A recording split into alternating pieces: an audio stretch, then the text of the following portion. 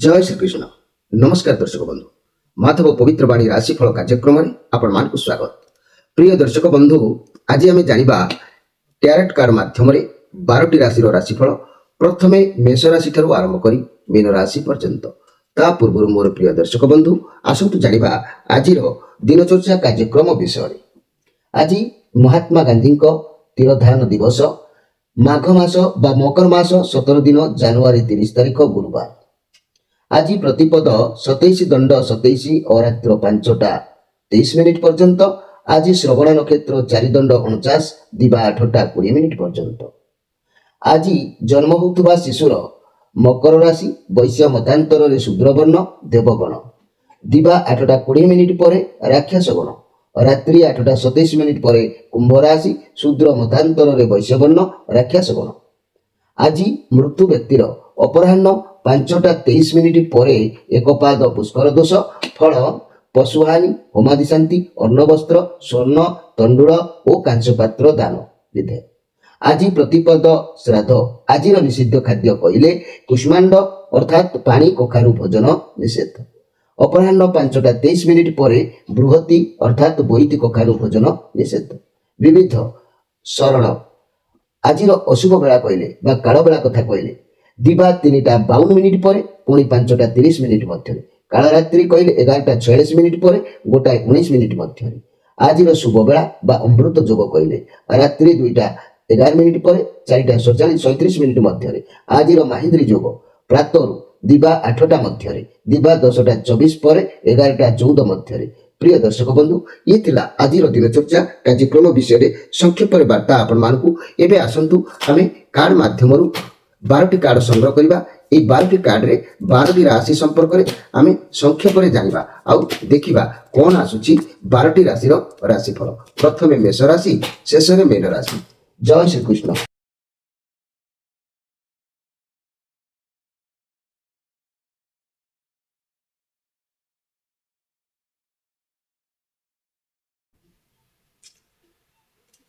प्रथमे जानिबा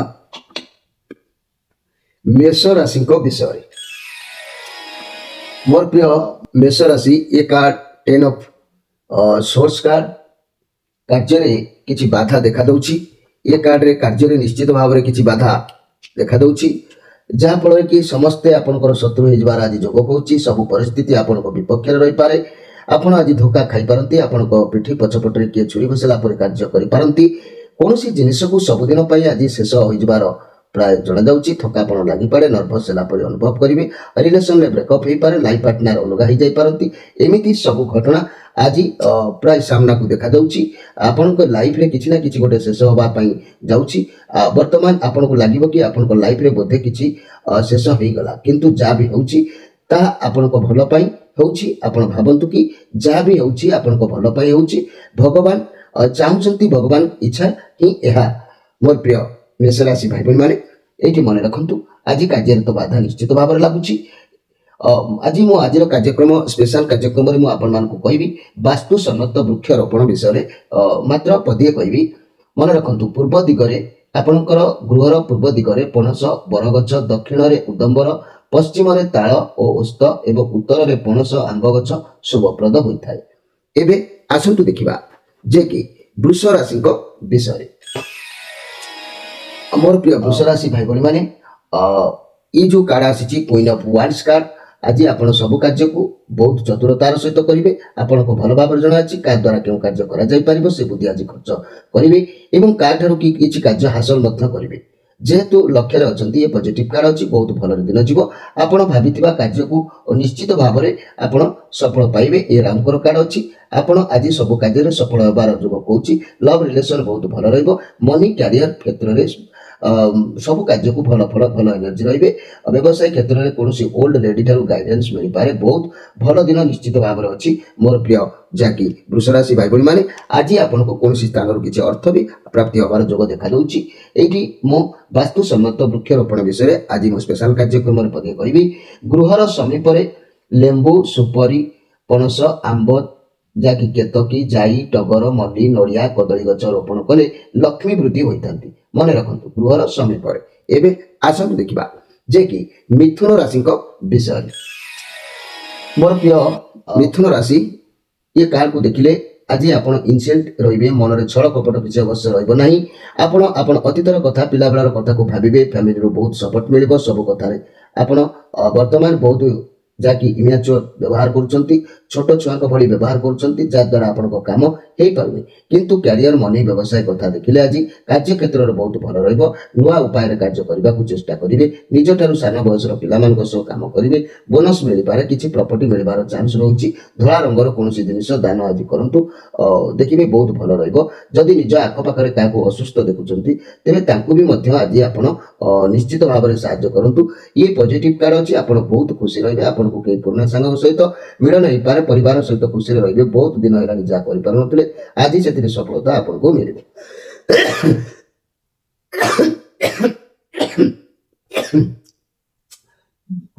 ମୋର ପ୍ରିୟ ମିଥୁନ ରାଶି ଭାଇ ଭଉଣୀ ମାନେ, ଆଜି ଆପଣ ବହୁତ କର୍ମଚଞ୍ଚଳ ହିସାବରେ ରହିବେ। କର୍ମ ନିଶ୍ଚିତ ଆଜି ଆପଣଙ୍କର ବହୁତ ଚଳାଚଞ୍ଚଳ ରହିବ।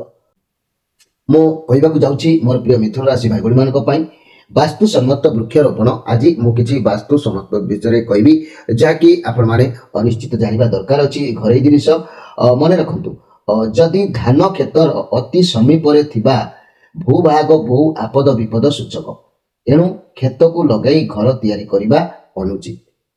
ଏହାକୁ ଆପଣମାନେ ଯେଉଁମାନେ ନୂତନ ଘର ଭାବରେ ନିର୍ମାଣ କରିବାକୁ ଚାହୁଁଛନ୍ତି, ଏହାକୁ ଜାଣିବା ଆବଶ୍ୟକ ଅଛି। ଏବେ ଆସନ୍ତୁ ଦେଖିବା କର୍କଟ ରାଶିଙ୍କ ବିଷୟରେ। କର୍କଟ ରାଶି, ଆପଣଙ୍କ ହାତରୁ ଆଜି ଅର୍ଥ ଖର୍ଚ୍ଚ ହେବାର ଯୋଗ ଦେଖାଯାଉଛି। ବହୁତ ଉଦାସୀନ ରହିବେ, ସ୍ୱାସ୍ଥ୍ୟ ସମସ୍ୟାକୁ ନେଇ ହେଉ କିମ୍ବା ଅର୍ଥ ଚିନ୍ତା ଅଭାବକୁ ନେଇ ହେଉ। ବହୁତ ଦୁଃଖିତ ରହିଲା ପରି ଜଣାଯାଉଛି। ଇଏ କାର୍ଡ ନେଗେଟିଭ ଅଛି, ତେଣୁ ଆଜି ଆପଣ ସବୁକିଛି ଈଶ୍ୱରଙ୍କ ଉପରେ ଛାଡ଼ିବା ଆବଶ୍ୟକ ଅଛି। କାହିଁକି ଆଜି ଆପଣଙ୍କର ମନ ସତ୍ସଙ୍ଗ କରିବା ପାଇଁ ଇଚ୍ଛା ହେବ। ଈଶ୍ୱରଙ୍କ ନାମ କିମ୍ବା ମନ୍ଦିର କିମ୍ବା ଗୁରୁ ବ୍ରାହ୍ମଣେ ଭକ୍ତି, ଏସବୁ ଆଜି ଆପଣଙ୍କ ମନ ଭିତରେ ନିଶ୍ଚିତ ଭାବରେ ଜାଗ୍ରତ ହେବ। ତେଣୁ ସମ୍ପୂର୍ଣ୍ଣ ଆଜି ଈଶ୍ୱରଙ୍କୁ ସମର୍ପଣ କରିଦିଅନ୍ତୁ। ଆଜିର ଦିନ ନିଶ୍ଚିତ ଭାବରେ ଈଶ୍ୱର ହିଁ ଏହାର ସିଚୁଏସନ ଈଶ୍ୱର ହିଁ ବୁଝିବେ।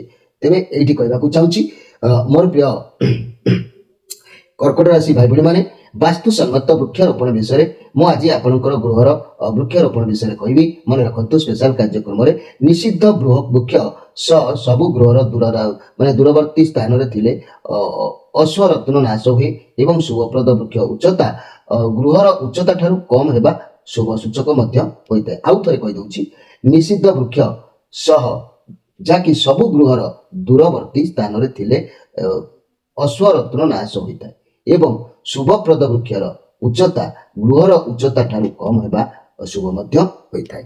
ଏବେ ଆସନ୍ତୁ ଦେଖିବା ଯେ କି ସିଂହ ରାଶିଙ୍କ ବିଷୟରେ। ମୋର ପ୍ରିୟ ସିଂହ ରାଶି, କିଙ୍ଗ ଅଫ କପ୍ସ କାର୍ଡ। ଆପଣ ବହୁତ ଶକ୍ତିଶାଳୀ, ଆପଣଙ୍କ ବହୁତ ଶକ୍ତି ଅଛି, କାହା ଉପରେ ବି ବାଜି ମାରିପାରିବେ। ଲୋକମାନଙ୍କ ଭଲ ପାଇଁ ଆପଣ ଭାବୁଛନ୍ତି, ଆପଣ ଯାହା କରୁଛନ୍ତି ଲୋକଙ୍କ ଭଲ ପାଇଁ କରୁଛନ୍ତି। ସର୍ବଦା ସବୁ କାର୍ଯ୍ୟ କରିବାକୁ ପ୍ରସ୍ତୁତ ରହିଛନ୍ତି। ଆପଣ ଦୂରଯାତ୍ରା କରିବାର ଯୋଗ ମଧ୍ୟ କହୁଛି, ଆପଣ ଯାଇପାରନ୍ତି। ସମସ୍ତଙ୍କ ସହ ସୁସମ୍ପର୍କ ରହିବ। ଇଏ ପଜିଟିଭ କାର୍ଡ ଅଛି।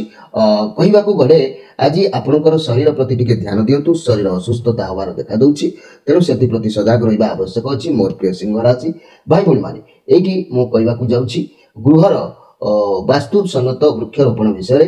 ତେବେ ମନେ ରଖନ୍ତୁ, ଇଏ ପରିବାରର ଲୋକ ଆକୁ ମନେ ରଖିବା ଆବଶ୍ୟକ ଅଛି। ଗୃହର ଡାଳିମ୍ବ, ନାଗେଶ୍ୱର, ବେଲ, ପଣସ, ନଡ଼ିଆ ଆଦି ବୃକ୍ଷ ଗୁଡ଼ିକ ବାସ୍ତୁର କୌଣସି ସ୍ଥାନରେ ରହିଲେ ମଧ୍ୟ ଶୁଭପ୍ରଦ ହୋଇଥାଏ। ଏବେ ଆସନ୍ତୁ ଦେଖିବା ଯେ କି କନ୍ୟା ରାଶିଙ୍କ ବିଷୟରେ। ମୋର ପ୍ରିୟ କନ୍ୟା ରାଶି, ଆପଣଙ୍କ ପାଖରେ ଆଜି ସମ୍ପୂର୍ଣ୍ଣ ଗୋଟେ ପାୱାର ରହୁଛି। ବୁଝାମଣା ଠିକ ରଖିବେ ଆଜି, ଯାହାଦ୍ୱାରା ସବୁ ପରିସ୍ଥିତି ଓ ସମସ୍ୟାକୁ ସମାଧାନ କରିପାରିବେ। ଖାଲି ଆପଣଙ୍କୁ ନିଜ ପାୱାର ବିଷୟରେ ଟିକେ ଅବଗତ ରହୁଛି। ଆଜି ଆପଣ ସ୍ଥିର ରହିବାକୁ ପଡ଼ିବ। ଆପଣଙ୍କ କେୟାରଲେସ୍ ଗୁଣକୁ ଛାଡ଼ିବାକୁ ପଡ଼ିବ। ଦାୟିତ୍ୱ ଥିଲା ପରି ଲାଗୁଛି, ତାହାକୁ ବହନ କରନ୍ତୁ, ନହେଲେ ଆପଣଙ୍କୁ ଆଜି ଅନସକ୍ସେସଫୁଲ ହୋଇଯିବାର ସମ୍ଭାବନା ରହୁଛି। ସାବଧାନ ରୁହନ୍ତୁ, କିଛି ଦୁର୍ଘଟଣା ହେବାର ଯୋଗ। ଏମିତି ଜିନିଷକୁ ହରାଇବେ ଯାହା ଆପଣଙ୍କ ପାଖରେ ଅଛି। ଘର ପରିବାର ଦାମ୍ପତ୍ୟ ଜୀବନ ମଧ୍ୟମ ରହିପାରେ। ରିଲେସନ ଆପଣଙ୍କ ଉପରେ ଆଜି ନିର୍ଭର କରୁଛି।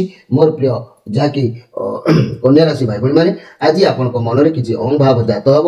ସେ ଅହଂକାର ବା ଅହଂଭାବକୁ ଆପଣ ତ୍ୟାଗ କରିବା ଆବଶ୍ୟକ ଅଛି।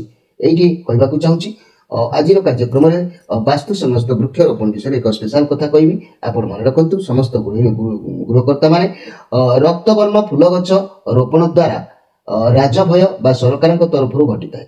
କ୍ଷୀରଝରା ଗଛ ଘରେ ରଖିଲେ ପଶୁ ଭୟ ରହେ ଏବଂ ଶାଳ ଗଛ ଯଦି ବାସ୍ତୁ ଭୂମିରେ ରହୁଛି ତାହେଲେ ଗୃହରେ ବିଚ୍ଛେଦ ଘଟିଥାଏ। ତେଣୁ ଏଗୁଡ଼ିକୁ ଆପଣ ଜାଣିବା ଆବଶ୍ୟକ ଅଛି। ଏବେ ଆସନ୍ତୁ ଦେଖିବା ଯେ କି ତୁଳା ରାଶିଙ୍କ ବିଷୟ। ମୋର ପ୍ରିୟ ତୁଳା ରାଶି, ଆପଣଙ୍କ ହୃଦୟ ମନ ଆଜି ଦେଖିବାକୁ ଗଲେ ଇଏ ଗୋଟେ ସମାନତା ରହୁଛି। ଇଏ ବୁଦ୍ଧଙ୍କ କାଳ ଅଛି। ଆଜି ଆପଣଙ୍କର ବିଶ୍ୱାସ ସର୍ବଦା ଭଗବାନଙ୍କ ଉପରେ ରହୁଛି। ଆପଣଙ୍କ ମନ ସର୍ବଦା ଧାର୍ମିକ ରହିବ। ଏମିତି ଆପଣଙ୍କ ମନ ତ ସର୍ବଦା ଈଶ୍ୱରଙ୍କ ପାଖରେ ସମର୍ପଣ ଚେଷ୍ଟା କରୁଛନ୍ତି। ଆପଣଙ୍କ ଡାକ ମଧ୍ୟ ଈଶ୍ୱରଙ୍କ ପାଖରେ ପହଞ୍ଚୁଛି। ଲୋକମାନଙ୍କର କିଛି ସମସ୍ୟା ଆପଣଙ୍କ ଦ୍ୱାରା ଆଜି ସମାଧାନ ହେବାର ଯୋଗ କହୁଛି। ତେବେ ଆଜି ଆପଣ ନୀରବ ଦ୍ରଷ୍ଟା ଭାବରେ ସମୟ ଅତିବାହିତ କରିପାରନ୍ତି। ଏଥି ଯାହା ସ୍ପଷ୍ଟ ହେଉଛି ଆଜି କୌଣସି ଚିନ୍ତାଧାରାକୁ ନେଇକି ନୀରବ ଦ୍ରଷ୍ଟା ଭାବରେ ସମୟକୁ ଆଜି ବିତେଇବାର ଯୋଗ ଦେଖାଦେଉଛି। ମୋର ପ୍ରିୟ ଯାକି ତୁଳା ରାଶି ଭାଇ ଭଉଣୀମାନେ, ଏଇଠି ମୁଁ ଗୋଟିଏ କଥା କହିବାକୁ ଚାହୁଁଛି। ଆଜିର ବାସ୍ତୁସମ୍ମତ ମାନେ ବୃକ୍ଷରୋପଣ ବିଷୟରେ ମୁଁ ସ୍ପେଶାଲ କାର୍ଯ୍ୟକ୍ରମରେ ଆପଣମାନଙ୍କୁ ଅବଗତ କରାଉଛି। ସମସ୍ତ ଗୃହକର୍ତ୍ତାମାନେ ଜାଣିବା ଦରକାର ଅଛି। ପୂର୍ବ ଦିଗରେ ପଣସ ଗଛ, ବରଗଛ, ଦକ୍ଷିଣ ଦିଗରେ ଉଦମ୍ବର, ପଶ୍ଚିମରେ ତାଳ, ଅଶ୍ୱତ୍ଥ ଏବଂ ଉତ୍ତରରେ ପଣସ ଆମ୍ବ ଗଛ ଶୁଭ ହୋଇଥାଏ। ଏବେ ଆସନ୍ତୁ ଦେଖିବା ଯେ କି ବିଛା ରାଶିଙ୍କ ବିଷୟ। ମୋର ପ୍ରିୟ ବିଛା ରାଶି, ଏସବୁ ୱାନ୍ସ କାର୍ଡ ଆସିଛି। ଆପଣଙ୍କୁ ସଫଳତା ମିଳିବାର ଯୋଗ କହୁଛି। ଆପଣ କୌଣସି ବି ନୂଆ କାମ ଆରମ୍ଭ କରିପାରନ୍ତି, ସଫଳତା ଅବଶ୍ୟ ମିଳିବ। ଈଶ୍ୱରଙ୍କ ଆଶୀଷ ଆପଣଙ୍କ ସାଥିରେ ରହୁଛି। ଆପଣଙ୍କୁ ନୂଆ ଚାକିରି ଅପରଚ୍ୟୁନିଟି ଆସିପାରେ, ନୂଆ ବ୍ୟବସାୟ ଯେଉଁଥିରେ କି ଆପଣଙ୍କୁ ସଫଳତା ମିଳିବାର ଦେଖାଦେଉଛି। ନିଜ ଦକ୍ଷତା ଉପରେ ଭରସା ରଖନ୍ତୁ। ଭଗବାନଙ୍କ ଆଶୀର୍ବାଦ ଆପଣଙ୍କ ସାଥିରେ ଅଛି। ଇଏ ପଜିଟିଭ କାର୍ଡ ଆସିଛି। ମୋର ପ୍ରିୟ ବିଛା ରାଶି ଭାଇ ଭଉଣୀମାନେ, କୌଣସି ଏକ କାର୍ଯ୍ୟକ୍ରମକୁ ନେଇକି ବା କୌଣସି ଏକ କଥାକୁ ନେଇକି ଆତ୍ମଗୋପନ ଆଜି କରିପାରନ୍ତି। ସେଥିପ୍ରତି ମଧ୍ୟ ଆପଣଙ୍କର ଧ୍ୟାନ ରଖିବା ଆବଶ୍ୟକ ଅଛି। ଆଜିର କାର୍ଯ୍ୟକ୍ରମରେ ବାସ୍ତୁ ସମସ୍ତ ବୃକ୍ଷରୋପଣ ବିଷୟରେ ମୁଁ ଆପଣମାନଙ୍କୁ ଅବଗତ କରିବାକୁ ଚାହୁଁଛି। ତେଣୁ ସମସ୍ତ ଗୃହକର୍ତ୍ତାମାନେ ଜାଣି ରଖନ୍ତୁ। ଗୃହର ସମୀପରେ ଲେମ୍ବୁ, ସପୁରି, ପଣସ, ଆମ୍ବ, କେତକୀ, ଜାଇ, ଟଗର, ମଲ୍ଲି, ନଡ଼ିଆ, କଦଳୀ ଗଛ ରୋପଣ କଲେ ଲକ୍ଷ୍ମୀ ବୃଦ୍ଧି ହୋଇଥାନ୍ତି। ତେଣୁ ଗୃହର ଚତୁଃପାର୍ଶ୍ୱରେ ଏସବୁ ବୃକ୍ଷ ରୋପଣ କରିପାରିବେ। ଏବେ ଆସନ୍ତୁ ଦେଖିବା ଯେ କି ଧନୁ ରାଶିଙ୍କ ବିଷୟରେ। ମୋର ପ୍ରିୟ ଧନୁ ରାଶି, ରାହୁଙ୍କର କାର୍ଡ ଆସିଛି। ଆଜି ଆପଣ ପରିଶ୍ରମ କରିବେ। ପରିଶ୍ରମ କରିବା ଦ୍ୱାରା ଈଶ୍ୱର ଆପଣଙ୍କର ଇଚ୍ଛା ପୂରଣ କରିବେ। ଆପଣ ପରିଶ୍ରମ କରନ୍ତୁ ମଧ୍ୟ, କାରଣ ଆପଣଙ୍କ ପାଖରେ ବହୁତ ଦକ୍ଷତା ଅଛି। ଆପଣ ଅନ୍ୟମାନଙ୍କର କାମ କରାଇ ପାରିବେ। ଆପଣଙ୍କ ପାଖରେ ସବୁ କିଛି ସମ୍ଭାଳିବାର କ୍ଷମତା ବହୁତ ମଧ୍ୟ ଅଛି। ତେବେ ମୋର କହିବାର କଥା, ମୋର ପ୍ରିୟ ଧନୁରାଶି, ଆଜି କୌଣସି ଏକ କାର୍ଯ୍ୟକୁ ତରବରିଆ ଭାବରେ କରନ୍ତୁ ନାହିଁ। ପ୍ରତିରୋଧ ହେଇପାରେ, ସେ କାର୍ଯ୍ୟରେ ବାଧା ହେଇପାରେ, ତେଣୁ ବ୍ରେକଅପ୍ ନେଇପାରେ। ସେଥିପ୍ରତି ଧ୍ୟାନ ଦିଅନ୍ତୁ। ଆଜିର ବାସ୍ତୁ ସମସ୍ତ ବୃକ୍ଷରୋପଣ ବିଷୟରେ ମୁଁ ଆଜିର ସ୍ପେଶାଲ କାର୍ଯ୍ୟକ୍ରମରେ କହୁଛି। ସମସ୍ତ ଗୃହକର୍ତ୍ତାମାନେ ମନେ ରଖନ୍ତୁ, ଧାନ କ୍ଷେତର ଅତି ସମୀପରେ ଥିବା ଭୂଭାଗ ବହୁ ଆପଦ ବିପଦ ସୂଚକ। ଏଣୁ କ୍ଷେତକୁ ଲଗାଇ ଘର ତିଆରି କରିବା ଅନୁଚିତ। ଏବେ ଆସନ୍ତୁ ଦେଖିବା ଯେ କି ମକର ରାଶିଙ୍କ ବିଷୟରେ। ମୋର ପ୍ରିୟ ମକର ରାଶି, ଯଦି ମୁଁ କହିବି এই ମକର ରାଶି ଆଜି ବହୁତ ହାର୍ଡ ପରିଶ୍ରମ କରିବାର ଯୋଗ ଦେଖାଯାଉଛି। ଇଏ ପଜିଟିଭ କାର୍ଡ ଅଛି। ଏହାର ମାନେ ଆପଣଙ୍କ ସଫଳତା, ଆପଣଙ୍କ କ୍ଷତି, ଆପଣଙ୍କର ସବୁ କାର୍ଯ୍ୟ ସଫଳ ହେବ। କୌଣସି ଦ୍ରବ୍ୟର ଅଭାବ ଦେଖାଯାଉନାହିଁ। ଆଜି ଆପଣ ଲାଇଫରେ କୌଣସି ପୁରୁଷ କିମ୍ବା କୌଣସି ଛୋଟ ପିଲା ଆସିପାରନ୍ତି, ଯାହାଦ୍ୱାରା ଆପଣଙ୍କର କୌଣସି କାର୍ଯ୍ୟ ମଧ୍ୟ ସିଦ୍ଧ ହେବାର ଯୋଗ କହୁଛି। ଆଜି ଆପଣଙ୍କୁ ସବୁ ଆଡ଼ୁ ଖ୍ୟାତି ମିଳିବ, ସଫଳତା ମିଳିବ। ଇଏ ବହୁତ ପଜିଟିଭ କାର୍ଡ ଅଛି। ମୋର ପ୍ରିୟ ମକର ରାଶି ଭାଇ ଭଉଣୀମାନେ, ଆଜି ହାର୍ଡ ପରିଶ୍ରମ କରିବାର ଯୋଗ ବି ମଧ୍ୟ କହୁଛି। ଆଜିର ସ୍ପେଶାଲ କାର୍ଯ୍ୟକ୍ରମରେ ମୁଁ ଆପଣମାନଙ୍କୁ ଅବଗତ କରାଉଛି ବାସ୍ତୁ ସମସ୍ତ ବୃକ୍ଷରୋପଣ ବିଷୟରେ।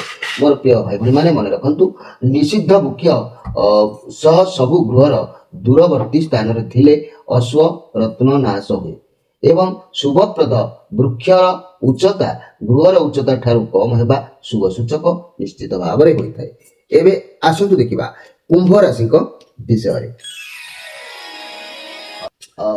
ମୋର ପ୍ରିୟ କୁମ୍ଭ ରାଶି, ये जो कार्ड आसी आपन सहित किए आज धोखा चिटिंग करपारती, मिछ कहीपारती किंबा चालाकी करपारती। आपन बंधु मैंने आपन सह चालाक करपारती किंबा चिटिंग करपारती। से माने आपनकर आज शुभचिंतक नुहति। आपन सहित किए खराब व्यवहार करपारती। केयरफुल भाव में समय नियंतु। लव रिलेशनशिप रे कौन तृतीय व्यक्ति जो आपन संपर्क भी खराब हो पारे। आपनकर पार्टनर को सह चिटिंग मध्य हो पारे। जदि सिंगल अच्छा जो भाई भाई मैंने आपनकर एमिति लोक सहित आज साक्षात हो पारे जे कि आपनकर से भल लोक नुहति। आपन को ठकी पारती। ये सब प्रति आज सावधान रुहतु। मनी कैरियर क्षेत्र में आपन कर्म क्षेत्र में साथी माने ही आपन पिठी पछपटे किसी क्षति कर चक्रांत देखा दौची। तेबे मोर प्रिय जाकि कुंभ राशि भाई भाई मैंने आज आपन कौन कार्य को लेकिन आशावादी रे प्रति नजर गुरुत्व दे रखु। ଆଜିର କାର୍ଯ୍ୟକ୍ରମରେ ମୁଁ ସ୍ପେଶାଲ କାର୍ଯ୍ୟକ୍ରମରେ କହୁଛି ବାସ୍ତୁ ସମସ୍ତ ବୃକ୍ଷରୋପଣ ବିଷୟରେ ଆଜି ଆପଣମାନଙ୍କୁ ଜଣାଉଛି। ଯେଉଁ ସମସ୍ତ ଗୃହକର୍ତ୍ତା ମାନେ ଜାଣନ୍ତୁ ଯାହାକି ଡାଳିମ୍ବ, ନାଗେଶ୍ୱର, ବେଲ, ପଣସ, ନଡ଼ିଆ ଆଦି ବୃକ୍ଷ ଗୁଡ଼ିକ ବାସ୍ତୁର କୌଣସି ସ୍ଥାନରେ ରହିଲେ ମଧ୍ୟ ଶୁଭପ୍ରଦ ହୋଇଥାଏ। ତେଣୁ ଏ ବୃକ୍ଷ ଗୁଡ଼ିକ ଆପଣ ରୋପଣ କରିପାରିବେ। ଏବେ ଆସନ୍ତୁ ଦେଖିବା ଯାହାକି ମୀନ ରାଶିଙ୍କ ବିଷୟରେ। ମୋର ପ୍ରିୟ ମୀନ ରାଶି, ଏ 10 ଷ୍ଟାର କାର୍ଡ ଆପଣ ବହୁତ ପଜିଟିଭ ଅନୁଭବ କରିବେ, ବହୁତ ଶାନ୍ତି ଅନୁଭବ କରିବେ। ଆପଣଙ୍କୁ ଲାଗିବ ଯେମିତି ଆପଣ ବହୁତ ଦିନ ପରେ ଶାନ୍ତି ଅନୁଭବ କରୁଛନ୍ତି।